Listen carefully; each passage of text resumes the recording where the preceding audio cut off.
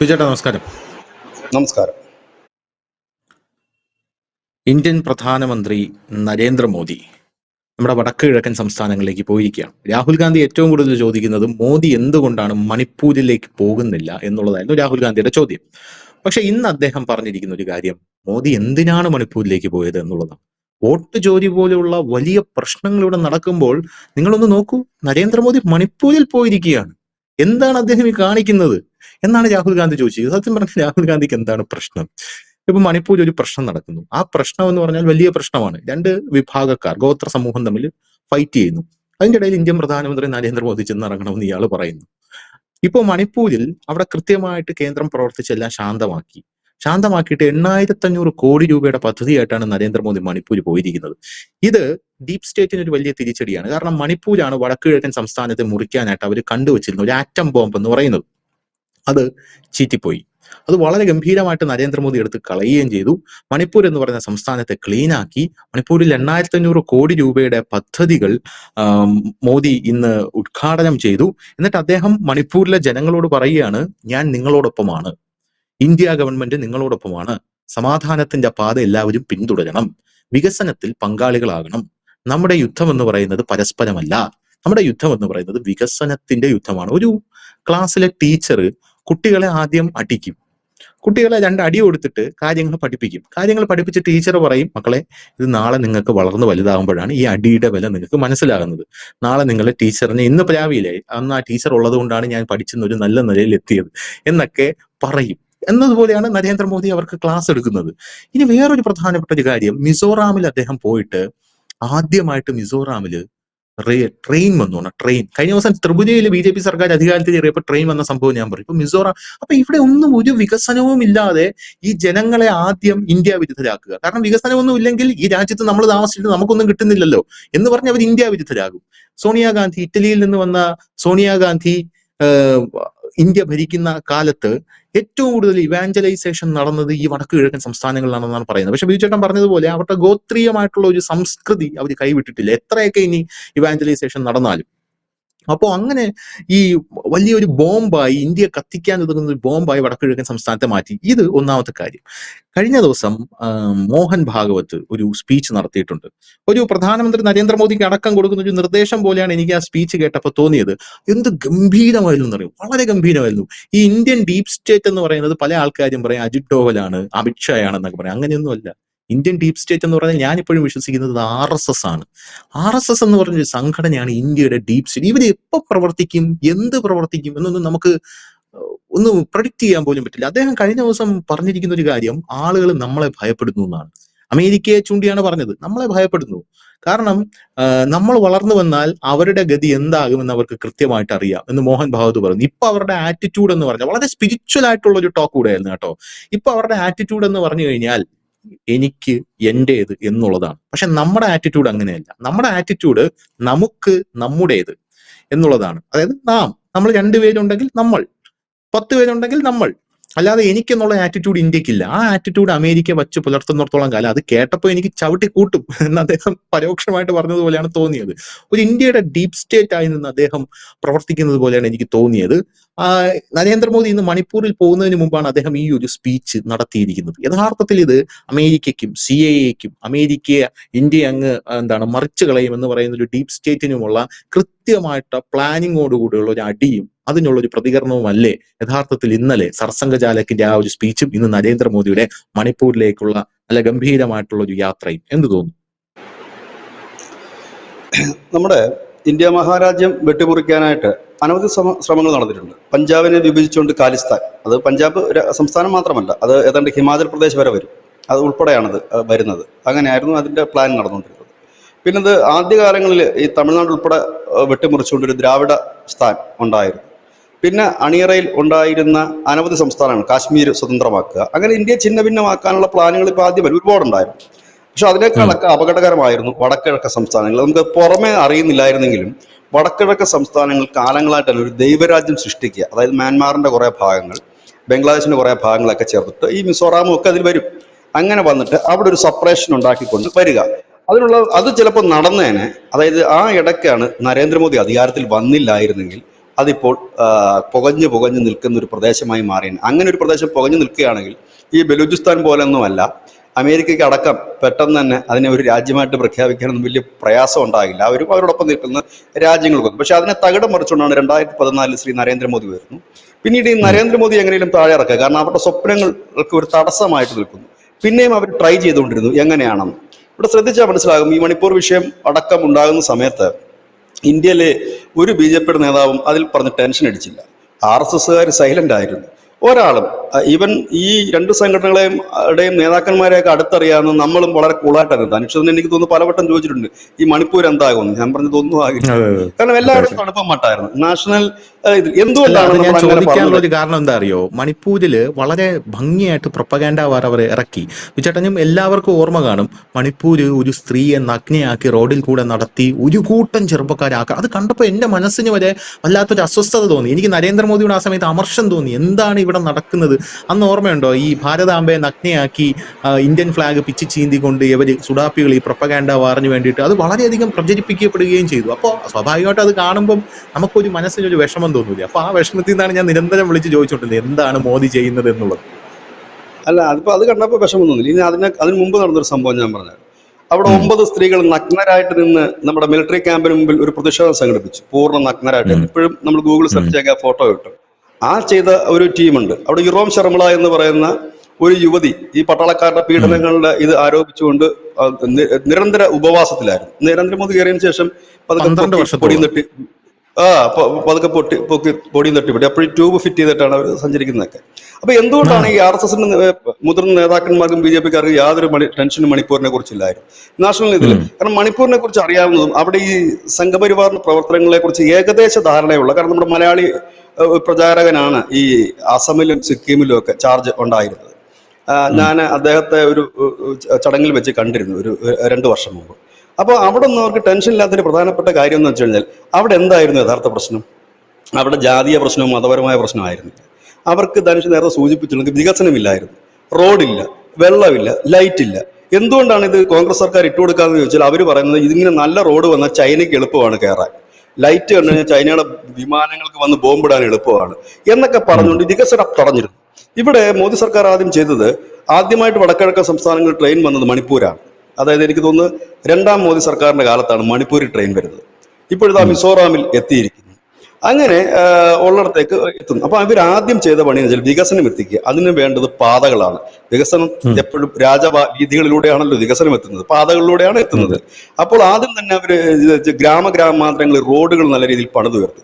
അതുള്ളത് കൊണ്ടാണല്ലോ പട്ടാളത്തിന് വളരെ വേഗം മണിപ്പൂരിന്റെ അന്തരീക്ഷത്തിലേക്ക് ഇറങ്ങിച്ചെല്ലാൻ കഴിയുന്നത്. വണ്ടി ഓടിച്ച് നേരെ പോയാൽ മതി. പണ്ടത് പറ്റില്ലായിരുന്നു, വലിയ പാടായിരുന്നു. ഇതെല്ലാം ചുമന്ന് ദിവസങ്ങളോളം കയറണം. ഇപ്പൊ അതിന്റെ ആവശ്യമില്ലെന്ന്. പിന്നെ അവിടെ നാച്ചുറൽ കലാമിറ്റി വരുന്ന സ്ഥലങ്ങളാണ് ഈ എപ്പോഴും നമുക്ക് പ്രതീക്ഷിക്കാൻ പറ്റില്ല. വടക്കിഴക്കൻ സംസ്ഥാനങ്ങൾ നമ്മളിപ്പോൾ ഒരു യാത്ര പ്ലാൻ ചെയ്ത് പോയി കഴിഞ്ഞാൽ എപ്പോഴാണ് ഈ മലയിടിയിൽ നിന്നോ അതൊന്നും നമുക്ക് നമ്മുടെ കയ്യിൽ നിൽക്കുന്ന കാര്യമല്ല. അത് ദൈവത്തിന് മാത്രം അറിയാവുന്ന ഒരു കാര്യം മാത്രമാണ്. അത് ഒഴിച്ചു നിർത്തി കഴിഞ്ഞാൽ നല്ല ഭംഗിയുള്ള റോഡുകൾ അവിടെ വരാൻ തുടങ്ങി. വൈദ്യുതി എത്താത്ത ഒരു മേഖലയുമില്ല. ഇത്തരം കാര്യങ്ങൾ വന്നു കഴിഞ്ഞപ്പോഴേക്കും ജനത്തിന്, എല്ലാ ജനങ്ങളും തീവ്രവാദികളല്ലല്ലോ, ചെറിയൊരു സംഘം മാത്രമായിരിക്കും എല്ലായിടത്തും ഈ തീവ്രവാദ പ്രവർത്തനമായിട്ട് ഇറങ്ങുന്നത്. അപ്പൊ അവരുടെ ഒരു ഭീഷണിയിലും അവർ പറയുന്ന കാര്യങ്ങൾ സത്യമുണ്ട് എന്ന് അവർക്ക് തോന്നുന്ന എപ്പോഴാണ്, നിങ്ങൾക്ക് കറണ്ട് ഉണ്ടോ? ഇല്ല, ശരിയല്ലേ എന്ന് ചോദിക്കും. ഇപ്പൊ കറണ്ട് ഉണ്ട്, ഇപ്പൊ കറണ്ട് ഉണ്ട്, സൗജന്യ റേഷൻ ഉണ്ട്, ഗ്യാസ് ഉണ്ട്, എല്ലാം കിട്ടുന്നുണ്ട്. ഞാൻ കേട്ടിട്ടുണ്ട്, അത് സത്യമാണോ എന്ന് എനിക്കറിയില്ല. ഇന്ത്യൻ പതാക വടക്കു കിഴക്കൻ സംസ്ഥാനങ്ങൾ കൊണ്ടുപോകാൻ പറ്റില്ല എന്ന് പല ആൾക്കാർ, ഇപ്പൊ മെജീഷ മുതുകാടൊക്കെ പറയുന്നുണ്ട്. അങ്ങോട്ടൊന്നും ഇന്ത്യൻ പതാക കൊണ്ടുപോയി കഴിഞ്ഞാൽ അവർ നമ്മൾ ഉപദ്രവിക്കും. അത് സത്യമായിരുന്നു? അങ്ങനെയല്ല, ഇന്ത്യയിൽ നമുക്ക് ഉപദ്രവിക്കുമായിരുന്നു. എന്റെ ബാല്യകാലം ഷില്ലോങ്ങിലായിരുന്നു, അച്ഛൻ അവിടെ ജോലിയായിരുന്നു. അവിടെയൊക്കെ എന്ന് പറഞ്ഞു കഴിഞ്ഞാല് നമ്മളെ അവര് ഇന്ത്യക്കാരെ അവർ രണ്ടാമത്തെ പൗരന്മാരായിട്ടാണ്. അവരിപ്പോഴും ആ ഡച്ച് കോളനിയുടെ ഒക്കെ ഒരു തലമുറ പറ്റുന്നവരാണ്. അതിനകത്ത് കുറെ വിഷയങ്ങളുണ്ട്. ഇപ്പോഴും നമ്മൾ അവിടെ ഇപ്പൊ ആ സംസ്ഥാനത്ത് കയറണമെങ്കിൽ നമുക്ക് മറ്റു സംസ്ഥാനത്ത് പോകുന്ന ഒരു പെർമിറ്റ് അല്ല, നമുക്കൊരു ലൈസൻസ് കണക്കൊരു സാധനം 7 ദിവസത്തേക്ക് അവർ തരും. കാരണം അവിടെ തങ്ങാൻ ഒന്നും നമുക്ക് അനുവാദമില്ല അവിടെ സ്ഥലം. അതെന്തുകൊണ്ടാണെന്ന് വെച്ചാൽ ഇതെല്ലാം ഗോത്രവർഗ മേഖലകളാണ്, അവർക്ക് കൊടുത്തിരിക്കുന്ന ഒരു പ്രിവിലേജ് ആണ്. അതായത് മുൻകാലങ്ങളിലൊക്കെ അവിടെ കടന്നു കയറിയവർ അവിടെ സ്ഥിരതാമസമാക്കുകയും ഈ പാവപ്പെട്ടവന്മാരുടെ ഭൂമിയും മറ്റും കയ്യേറി ഇവര് തന്നെ അങ്ങനെ വന്നപ്പോൾ ഇവർ വലിയ പ്രക്ഷോഭങ്ങൾ നടത്തിയിട്ട് നമ്മുടെ കേന്ദ്ര സർക്കാർ, നമ്മുടെ ഭരണഘടന ഏറ്റവും കൂടുതൽ ഈ രാജ്യത്ത് പ്രിവിലേജ് നൽകുന്ന ആർക്കാണ്? ആദിവാസി വിഭാഗത്തിനാണ്, മണ്ണിന്റെ മക്കൾക്ക് തന്നെയാണ്. അപ്പൊ അതിന്റെ ഭാഗമായിട്ട് ആണ് ആ നിയമം ഉണ്ടായത്. വടക്കിഴക്കൻ സംസ്ഥാനങ്ങളിൽ നമ്മൾ പോകുന്നതിന് അതിന് നേരത്തെ തന്നെ പെർമിഷൻ വാങ്ങണം, അതിന് അവര് തരും. അതിനൊരു പേര് ഞാൻ മറന്നുപോയി, ആ ഒരു കാർഡിന്റെ പേര് ഉണ്ട്, അത് നമുക്ക് ഉം, തരും. ഉം, ഉം. അതുകൂടെ ഉണ്ടെങ്കിൽ മാത്രമേ നമുക്ക് യാത്ര ചെയ്യാൻ പറ്റും. മുമ്പ് അങ്ങനെ ആയിരുന്നു. അവിടുത്തെ സ്ഥിതി ധനുഷ് പറയുന്നതിനേക്കാൾ ഭീകരമായിരുന്നു. നമ്മൾ ഉം, പോകുമ്പോൾ വഴിനീള ചെക്ക് പോസ്റ്റ് ഉണ്ട്, ഈ കുക്കികളുടെ, നാഗന്മാരുടെ, പിന്നെ മെയ്ത്തികളുടെ, അങ്ങനെയുണ്ട്. ഈ ചെക്ക് പോസ്റ്റിൽ ഉം, അവർക്ക് പൈസ കൊടുക്കണം. അവരുടെ നമ്മൾ ഡീറ്റെയിൽസ് പറയണം എവിടെ പോകുന്നു. അങ്ങനെ നമ്മൾ മുൾമുനയിൽ നിന്നിട്ടാണ് ഈ പോകുന്നത്. ഇന്ന് അതിന്റെ ആവശ്യം നമുക്കില്ല. ഈ ചെക്ക് ഉം, പോസ്റ്റുകളൊക്കെ ഈ കഴിഞ്ഞ ദിവസം ഈ രാഷ്ട്രപതി ഭരണം വന്നതിന് ശേഷം ഈ ചെക്ക് പോസ്റ്റുകളെല്ലാം കൂടെ പടപടാന്ന് പറഞ്ഞിട്ട് ദൂരെ കളഞ്ഞായിരുന്നു. പക്ഷെ എങ്കിലും പൂർണ്ണമായി എന്നുള്ളതല്ല, പലയിടത്തും വിഷയങ്ങളുണ്ട്. അപ്പൊ അങ്ങനെ നിന്നിടത്താണ്. അപ്പൊ ഇത്രയും എത്ര ഭീകര സംഘടനകൾ അവിടെ തന്നെ ഉണ്ട്. ബോഡോലാൻഡ് ഇല്ലേ, നാഗാസ് ഉം, ഇല്ലേ, കുക്കീസിന്റെ ഇല്ലേ, എല്ലാവർക്കും ഉണ്ട്. സായുധ വിപ്ലവ, ഉൾഫ, ഒരുപാടുണ്ട്, എണ്ണമറ്റതുണ്ട്. ഇപ്പൊ അതിന്റെയൊക്കെ ശക്തി ക്ഷയിച്ചു തുടങ്ങി. അതിൽ പലരും ഉം. മുഖ്യധാര രാഷ്ട്രീയത്തിലേക്ക് വരാൻ തുടങ്ങി. എന്താണ്, ഈ വിപ്ലവത്തിന്റെ പാത ഉപേക്ഷിച്ച് പലരും വരാൻ തുടങ്ങി. പക്ഷെ ഇവിടെ എന്തുകൊണ്ടാണ് മണിപ്പൂരിൽ ഈ സംഘർഷം പെട്ടെന്ന് വ്യാപിച്ചതെന്ന് വെച്ച് കഴിഞ്ഞാൽ, നരേന്ദ്രമോദി വന്നതിന് ശേഷം ഈ വികസനം വലിയ രീതിയിൽ അവിടെ വന്നു കഴിഞ്ഞപ്പോൾ അവിടെ ഈ മതപരിവർത്തനം ലോബികൾക്കും ഇല്ലെങ്കിൽ മറ്റ് വിധ്വംസ ലോബികൾക്കും മുമ്പോട്ട് പോകാൻ കഴിയാത്തൊരു സാഹചര്യം വന്നു. അപ്പൊ അവർക്ക് വേണ്ടത് പെട്ടെന്ന് വികാരം ആളിക്കത്തിക്കുന്ന ഒരു സംവിധാനമായിരുന്നു. ഇതിപ്പം മണിപ്പൂരിലെ മാത്രമല്ല, മ്യാൻമാറിൽ നടക്കമുള്ള ഭീകരർ അതിൽ എത്തിയിട്ടുണ്ട്. മ്യാൻമാറിലും ഉണ്ട് ഇതേ കണക്ക് വിഭാഗം. അങ്ങനെ വരികയും ഞാൻ എപ്പോഴും പറഞ്ഞൊരു കാര്യമുണ്ട്, എപ്പോഴും ഇപ്പോൾ ഇന്ത്യ നടക്കുന്ന ഓരോ കലാപങ്ങളും ഇല്ല, ഓരോ സംഘർഷങ്ങളും അവസാന പോരാട്ടങ്ങളാണ്. അതായത് ഉം, നമ്മൾ പ്രതീക്ഷയോടെ കാത്തിരിക്കുന്നു ഇത് നമ്മുടെ കയ്യിലേക്ക് എത്തും. എത്താതെ വരുമ്പോൾ നമ്മൾ ഉം, എന്താ ചെയ്യുന്നത്? നമ്മൾ രണ്ടും കൽപ്പിച്ച് പോരിനിറങ്ങുകയാണ് ചെയ്യുന്നത്. അതാണ് നമ്മൾ മണിപ്പൂർ കണ്ടത്. മണിപ്പൂരിൽ 1964 തുടങ്ങിയ പ്രശ്നങ്ങളാണ്, അല്ലാതെ മോദി കയറിയിട്ട് തുടങ്ങിയതല്ല. മോദി ഉം. കയറിയതിനു ശേഷം അതൊരു സമാധാനത്തിലേക്ക് എത്തിയെന്നെങ്കിലും നമുക്ക് കരുതാം. കാരണം അത് അവിടുത്തെ ചരിത്രം അറിയാവുന്ന ആരും മണിപ്പൂരിനെ കുറിച്ച് അങ്ങനെ പറയില്ല. ഈ മണിപ്പൂർ വിഷയം ഉയർത്തിക്കൊണ്ട് ഇന്ത്യ മുഴുവൻ കത്തിക്കാവുന്ന ആരെങ്കിലും വ്യാമോഹിച്ചാൽ അത് നടക്കുന്ന കേസല്ലത്.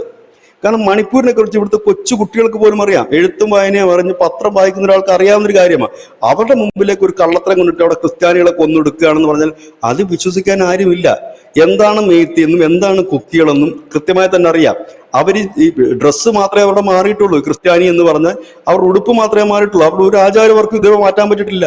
100 കൊല്ലം ഈ മിഷണറി വർക്ക് നടത്തിയിട്ട് ഒരാളുടെ ഒരു ആചാരം മാറ്റാൻ പറ്റില്ല. ഇവർ വരും, ഇവിടെ പള്ളിയിൽ വരും, പ്രാർത്ഥന പങ്കെടുക്കും. പക്ഷെ അവര് കല്ലിനെയും മണ്ണിനെയും ഒക്കെ അവരുടെ വിവാഹമാണെങ്കിൽ തന്നെയും അതല്ല, ആ സിസ്റ്റം മാറ്റാൻ, അത് ആചാരങ്ങൾ പൊളിക്കാൻ പറ്റിയിട്ടില്ല.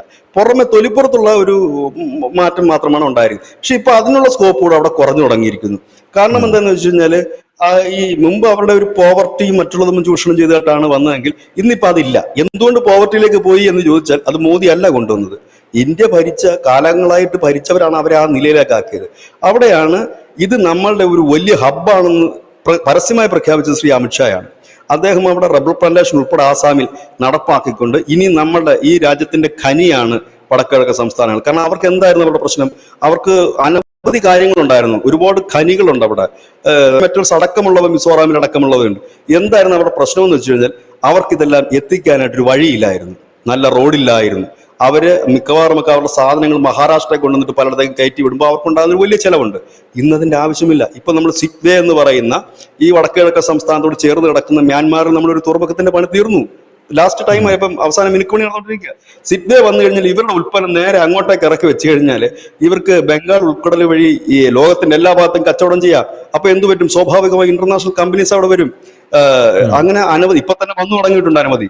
ഈ ഉത്തരാഖണ്ഡിൽ ഞാൻ പോയിട്ട് 2020 പോയിട്ടുണ്ട്. അവിടെ വെറും മലമ്പ്രദേശമായിരുന്നു. അവിടെ ഇപ്പോൾ നമ്മൾ ചെന്ന് നോക്കണം എത്ര ഇന്റർനാഷണൽ ഫാർമസ്യൂട്ടിക്കൽ കമ്പനിയാണ് ഇപ്പോൾ ഉത്തരാഖണ്ഡിലുള്ളത്. അതിനേക്കാൾ കൂടുതൽ ഒരു വലിയ വികസനമായിരിക്കും ഈ വടക്കിഴക്ക് സംസ്ഥാനങ്ങൾ നടക്കുന്നത്. കാരണം എന്തായിരുന്നു?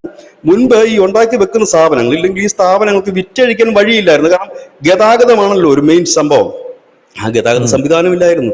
അവർക്കിത് അങ്ങ് ഡൽഹി കൊണ്ടുവരണം, ഇല്ലെങ്കിൽ മഹാരാഷ്ട്ര പോർട്ടിൽ കൊണ്ടുവരണം. മഹാരാഷ്ട്ര പോർട്ട് വഴിയാണ് ഇതിന്റെ മെയിൻ ഇത് നടക്കുന്നത്. പിന്നെ ഇത് പിന്നെ ട്രക്കുകളിൽ കൊണ്ടുവരണം. ഇപ്പൊ അത് മാറി. ട്രെയിൻ വന്നില്ലേ, ട്രെയിൻ സൗകര്യം വന്നില്ലേ. ആ ട്രെയിൻ സൗകര്യം ആളുകളെ കയറ്റി ഇറക്കാൻ മാത്രമല്ലല്ലോ, ഇന്ത്യയിൽ ഏറ്റവും കൂടുതൽ വരുമാനം റെയിൽവേക്ക് ഉണ്ടാക്കി കൊടുക്കുന്നത് ചരക്ക് ഗതാഗതമാണ്. ഈ ഉം. കൽക്കരി ആയാലും മറ്റു വസ്തുക്കളായാലും ഈ ട്രെയിൻ സൗകര്യം വന്നു കഴിഞ്ഞപ്പോഴത്തേനും കണക്ടിവിറ്റി കൂടുകയാണ്. കണക്ടിവിറ്റി കൂടിയാൽ എന്താണ് സംഭവിക്കുന്നത് വെച്ചാൽ വലിയ ഡെവലപ്മെന്റ്സ് ആയിരിക്കും നടക്കുന്നത്, അല്ലെ? ഇപ്പൊ നമ്മളിപ്പോ തിരുവനന്തപുരത്ത് നിന്ന് ഉണ്ടാക്കുന്ന പപ്പടത്തെ ഡൽഹിയിൽ എത്തിക്കണം, 10 ചാക്ക് പപ്പടം. പഴയ കാലത്ത് നമ്മൾ ബസ്സിലും വള്ളത്തിലും നടന്നാണ് അത് പോകുന്നതെങ്കിൽ നമ്മുടെ പപ്പടം ചിലവാക്കാൻ കഴിയില്ല. പെട്ടെന്ന് ഉം. അതിന് എത്തിക്കാൻ പറ്റുന്ന ഒരു മാർഗമുണ്ടെങ്കിൽ ആ പപ്പടത്തിന് വലിയ ഡിമാൻഡ് തന്നെ ആയിരിക്കും. ആ ക്വാളിറ്റി നമുക്ക് അവിടെ എത്തിക്കാൻ കഴിയും. ഇതാണിപ്പം മിസോറാമിൽ നടന്നിരിക്കുന്നത്, മണിപ്പൂരിൽ നടന്നിരിക്കുന്നത്, വടക്കിഴക്ക് സംസ്ഥാനങ്ങളിൽ. അത് 2 വേ. ഇനി വെസ്റ്റ് ബംഗാളിൽ തുടങ്ങുന്ന ഒരു റൂട്ടുണ്ട്, റോഡ്, അതിന്റെ പണിയും തീരാറ്. അത് മമത മമതയുടെ സ്വന്തമാണെന്നാണ്. പക്ഷെ മമതയുടെ സ്വന്തമല്ല, കേന്ദ്ര സർക്കാരിനാണ്. 10 വരി ഉം. പാതയാണ്. അതായത് ഇന്റർനാഷണൽ റോഡാണത്. അത് ഏത് വഴിയാണ് പോകുന്നത്? ആ വഴി മ്യാൻമാർ വഴി അത് കയറിപ്പോയിട്ട് വെസ്റ്റ് ബംഗാളിൽ നിന്നാണ് അത് തുടങ്ങുന്നത്. അത് ഈ വടക്കിഴക്കൻ സംസ്ഥാനങ്ങൾ ടച്ച് ചെയ്തിട്ടാണ് അത് പോകുന്നത്. പോയിട്ട് അത് സിംഗപ്പൂർ വരെ പോകുന്ന റോഡാണ്. അങ്ങനെ വളഞ്ഞു സിംഗപ്പൂറോ തിരിഞ്ഞ് കിടക്കുന്ന തായ്ലാന്റോ? ഒരു റോഡാണ്. സിംഗപ്പൂരിൽ തായ്ലാന്റിലേക്ക് എത്തുന്ന ഒരു സാധനമാണ്. അപ്പം അവർക്ക് എന്താണ്, എല്ലായിടത്തും യാത്രാ സൗകര്യങ്ങൾ കിട്ടുന്നു, അവരുടെ ചരക്കുകൾ എത്തിക്കാൻ പറ്റുന്നു. സ്വാഭാവികമായിട്ട് ജനം മാറി ചിന്തിക്കും. ഇന്ന് മോദി എത്തുമ്പോൾ അവിടെ നിന്ന് മലമറിക്കും എന്നൊക്കെ ചിലരൊക്കെ പറഞ്ഞിരുന്നു. ഒന്നും സംഭവിച്ചതായിട്ട് ഞാൻ ഇതുവരെ കണ്ടില്ല. 5 മണിക്കൂർ മോദി ഇന്ന് ഉം. മണിപ്പൂർ തങ്ങുന്നുണ്ട്. അദ്ദേഹം 8500 കോടി രൂപയുടെ പദ്ധതികളോടെ പ്രഖ്യാപിക്കുന്നുണ്ട്. അവിടുത്തെ ബേസിക് ആയിട്ടുള്ള പ്രശ്നം എന്താണ്? ഈ പറയുന്ന വിഭാഗങ്ങളെ ഒന്നിച്ചിരുത്തിയാൽ തീരാവുന്ന വിഷയങ്ങളേ ഉള്ളൂ.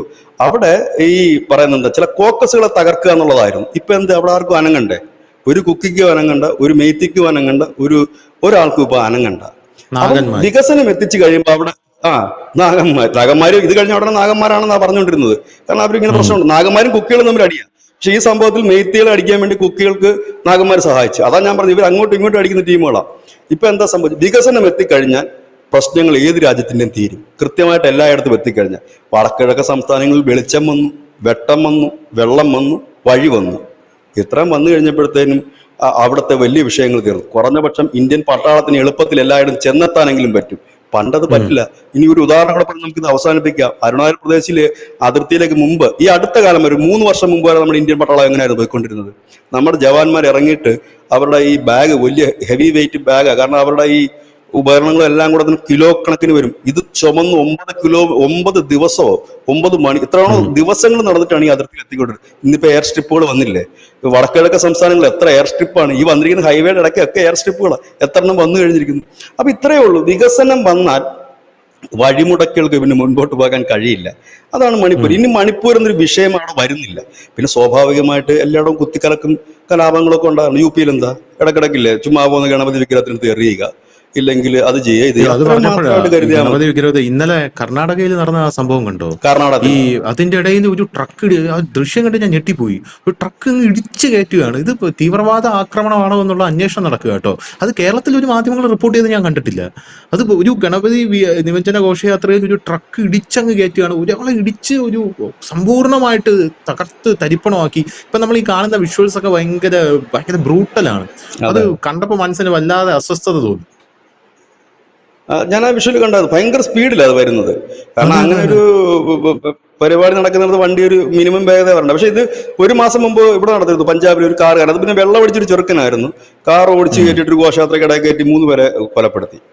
ഇതിപ്പോ എനിക്കിത് ആ വാർത്ത കണ്ടപ്പോൾ തീവ്രവാദ ലൈൻ അതിലുണ്ടോ എന്നൊരു സംശയം ഉണ്ടായിരുന്നു. ഉണ്ട് ഉണ്ട് ഉണ്ട്. നമുക്കത് അത് കണ്ടാൽ സത്യമറിയാതെ തന്നെ അങ്ങനെ പറയാനും നമുക്ക് പറ്റില്ല. കണ്ടാൽ തന്നെ അങ്ങനെ തോന്നിപ്പോവും അങ്ങനത്തെ ഒരു സംഭവം. അപ്പൊ മണിപ്പൂര് എന്തായിരുന്നാലും ക്ലീൻ ആക്കി നരേന്ദ്രമോദി അവിടെ എത്തുകയാണ്. അതിന്റെ പിന്നിൽ RSSന്റെ വലിയ ഒരു പവർ ഉണ്ട് എന്നുള്ള കാര്യത്തിൽ യാതൊരുവിധ സംശയവുമില്ല. മിസോറാമിലും അടക്കം വലിയ വലിയ വികസനങ്ങൾ വിജയൻ പറഞ്ഞ ഒരു വലിയ പോയിന്റ് എനിക്ക് ഇഷ്ടപ്പെട്ടത്, അത് വികസനം വന്നു കഴിഞ്ഞാൽ തീരാന്നുള്ള പ്രശ്നമേ ഉള്ളൂ എല്ലാ സ്ഥലത്തും എന്നുള്ളതാണ്. വികസനമില്ലാതെ ഒരു ജനതയെ ഒരു രാജ്യത്തിട്ടിരിക്കുകയാണെങ്കിൽ അവർക്ക് തന്നെ തോന്നും ഈ രാജ്യത്ത് കിടന്നിട്ട് ഞങ്ങൾക്ക് എന്താണ് ഗുണം എന്ന് അവർക്ക് തോന്നിപ്പോകും. പ്രത്യേകിച്ച് ഈ ഗോത്ര വിഭാഗത്തിൽപ്പെടുന്ന ആൾക്കാർക്ക് അവിടെ സമ്പൂർണ്ണമായിട്ടുള്ള വികസനമാണ് നരേന്ദ്രമോദി കൊടുക്കുന്നത്. പോരാത്തതിന് 2036 ആകുമ്പോഴേക്കും ഇന്ത്യയിലെ ഏറ്റവും വലിയ വികസിതമായിട്ടുള്ള പ്രദേശം വടക്ക് കിഴക്കായിരിക്കും എന്നാണ് അമിത്ഷായും നരേന്ദ്രമോദിയൊക്കെ പറഞ്ഞിരിക്കുന്നത്. ഈ അമേരിക്ക ഇവർക്ക് അവിടെ ഈ റബ്ബർ പ്ലാന്റേഷൻസ് ഒരുപാടുണ്ട്. ഈ അങ്ങനെ അവർക്ക് ജീവിക്കാൻ ഉതകുന്ന പല കാര്യങ്ങളും ചെയ്യുന്നുണ്ട്. അപ്പൊ റബ്ബർ പ്ലാന്റേഷനൊക്കെ അവിടെ വെച്ചു കൊടുത്തപ്പോ ഈ UK-യും ഈ യൂറോപ്യൻ രാജ്യങ്ങളും അമേരിക്കയൊക്കെ ഇവർക്കൊക്കെ ഇത് നേരത്തെ അറിയാം ഇതിങ്ങനെ വെച്ചു കൊടുക്കുന്നത് ഭാവിയിൽ ഇവർ വികസിപ്പിക്കാനാണെന്ന്. ഉടനെ തന്നെ ഇനി മുതൽ തടി കാട്ടിൽ നിന്ന് വെട്ടിയെടുക്കുന്ന തടിക്ക് നമ്മൾ അത് പ്രോത്സാഹിപ്പിക്കുന്നില്ല, നമ്മൾ ഡീഫോറസ്റ്റേഷൻ ആണ് നടപ്പിലാക്കാൻ പോകുന്നത് എന്നൊക്കെ പറഞ്ഞൊരു നിയമമൊക്കെ കൊണ്ടുവരാനുള്ള ഒരു ശ്രമമൊക്കെ നടത്തി അത് ഒരു പ്രോഗ്രഷനിലോട്ട് പോവുക. അതായത് നരേന്ദ്രമോദി ഇന്ന് ആ സംഭവം ചെയ്യുമ്പോൾ യവന്മാർ അത് കണ്ടിട്ട് അവിടെ തടയിടാൻ, അതായത് ഈ തടി വെട്ടി അങ്ങോട്ടേക്ക് അയക്കാൻ പാടില്ല എന്നുള്ളൊരു രീതിയിൽ യവന്മാർ മുന്നോട്ട് പോകും. എന്തായിരുന്നാലും അതിനെല്ലാത്തിനും പരിഹാരം ഉണ്ടാവും. മണിപ്പൂർ വീണ്ടും ക്ലീൻ ആയിരിക്കുകയാണ്. രാഹുൽ ഗാന്ധി അപ്പോഴും പറഞ്ഞുകൊണ്ടിരിക്കുന്നത് മോദി എന്തിനാണ് മണിപ്പൂർ പോകുന്നത്, മോദി മണിപ്പൂർ പോയിട്ട് ഒരു കാര്യമില്ലല്ലോ, മണിപ്പൂർ ഇപ്പൊ ക്ലീൻ ആയപ്പോൾ രാഹുൽ ഗാന്ധിക്ക് മണിപ്പൂർ വേണ്ട, മോദി വോട്ട് ജോലിയിലേക്ക് വരട്ടെ എന്നാണ് പറയുന്നത്. താങ്ക് യു ചേട്ടാ, താങ്ക് യു സോ മച്ച്.